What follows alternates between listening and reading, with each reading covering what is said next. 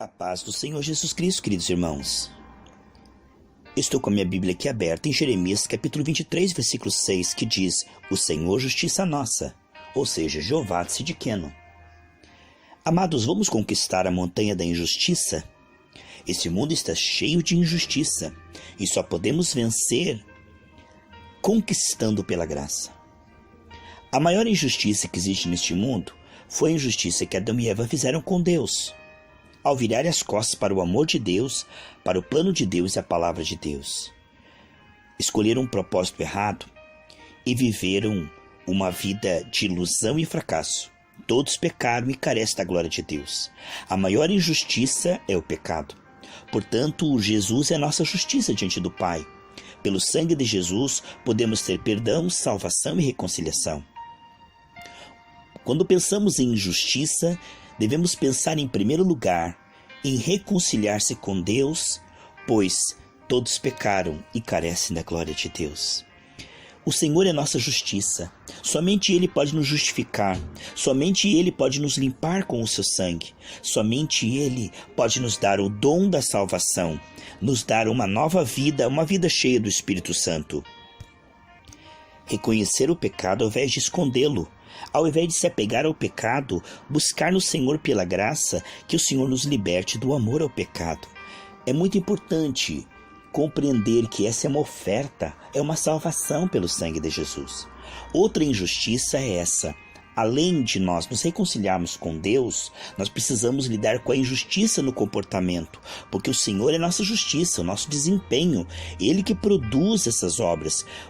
Fazer o bem não é só parar de fazer o mal. Fazer o bem é fazer as mesmas obras que o Senhor e para a glória dele. É glorificá-lo com bons frutos. Como ele diz: você que roubava, pare de roubar e agora trabalhe para repartir com o necessitado. Você está vendo o aspecto de frear a carne e liberar o espírito. Então o homem precisa da sua justiça no aspecto ativo de ser declarado justo pelo sangue de Jesus.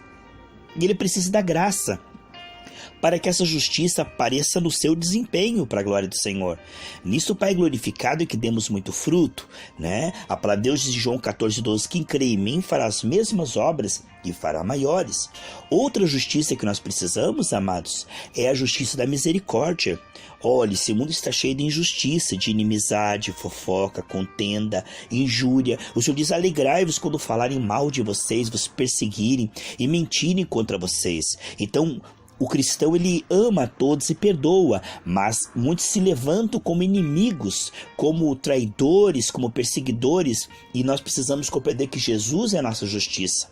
Não é nós que temos que nos defender, brigar, discutir, tirar a limpo, sabe? Não é com contendas e com vanglórias, não é com competições, não é com argumentos carnais. Quem convence não somos nós, é o Espírito Santo. Portanto, o Senhor é a nossa justiça. É Ele que vai provar para os nossos inimigos que nós somos cheios do Espírito Santo. É Ele que vai provar para as pessoas que estão equivocadas teologicamente a justiça de Deus, que é a palavra de Deus, o desempenho de Deus, o Espírito de Deus, o amor e a misericórdia de Deus.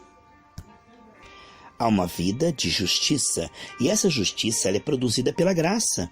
É Deus em nós, olha, nos justificando diante dele, mudando o nosso desempenho e nos ajudando, trabalhando no coração dos nossos inimigos. Veja, amado, este mundo cheio de injustiça não pode ser resolvido na carne, na contenda. Com obras da carne você não vence a carne. Quantas pessoas que estão cheias de mágoas, inimizades, contenda, tentando resolver a injustiça, né? Mas nós vemos que aqui está escrito: o Senhor é a minha justiça. Como é importante quando comparecemos diante do trono do Senhor saber que o sangue de Jesus é que nos justifica, que somos salvos pela obra consumada por Jesus na cruz do Calvário. Ele disse: está consumado. Então, essa justiça é que Deus nos declara justos, Deus nos declara salvos, porque Jesus pagou e nós colocamos a nossa fé 100% em Jesus e na sua obra consumada. Depois a justiça, que vem pela santificação, que é o efeito dessa primeira justiça, justificados diante de Deus, Justificados então diante de Deus, nós recebemos o Espírito Santo e começamos a frutificar para a justiça, que é o desempenho no Espírito. Não é algo que nós produzimos, é algo que Ele opera em nós através de nós. É o milagre da graça nos levando a mudar a maneira de pensar, sentir, agir, falar. Então a justiça passa a ser um presente. Assim como somos declarados justos diante de Deus pelo sangue de Jesus, nós ganhamos um desempenho justo pelo Espírito. Então, tanto a justificação como a santificação é um trabalhar da graça. E mesmo assim, terá pessoas que não vão gostar de nós. Nem Jesus agradou todo mundo, né? Então, nós não devemos ter a pretensão de agradar a todos. Pessoas vão nos interpretar mal, vão nos perseguir, vão se colocar contra nós. Isso é natural. O Senhor Jesus disse isto. Então não devemos viver para agradar as pessoas, mas também queremos que elas sejam salvas. Enquanto elas nos verem como erradas, enquanto elas se verem fazendo a coisa certa e teimando, elas podem perder a salvação. Então é importante que elas descubram a justiça de Deus em nós, né? Que o Senhor diz que nós éramos pecadores, mas Ele nos fez justiça de Deus. Então nós queremos que essas pessoas possam usufruir também dessa justiça, que diz ali, Senhor, justiça nossa. O Senhor é que vai convencê-los que quem está certo não é nós nem eles. Todos nós somos necessitados da misericórdia e da graça de Deus. Todos nós somos falhos e imperfeitos ainda no nosso desempenho, embora justificados pelo sangue de Jesus. Mas nós sabemos que o único certo, justo e justificador é o Senhor e a palavra.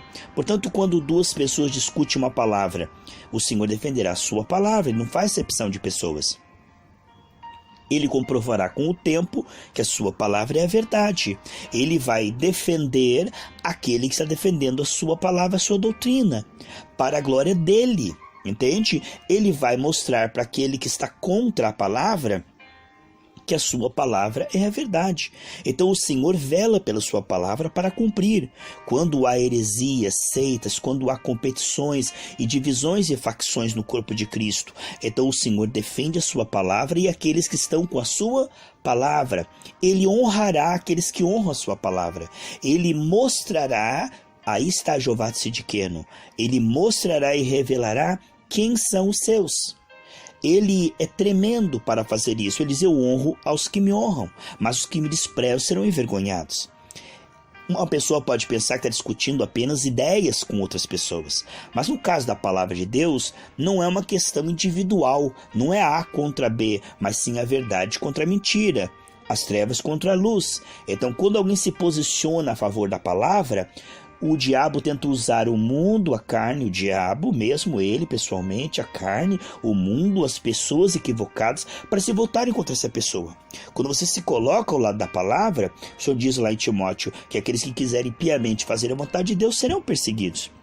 Quando uma pessoa se coloca ao lado da palavra, o inimigo tenta tirá-la da palavra, através de perseguições, né, por causa da palavra, através de tentar colocar mágoa, ressentimento, inimizade, jogar essa pessoa para a carne, fazê-la cair do espírito. Isto é uma tentativa do inimigo.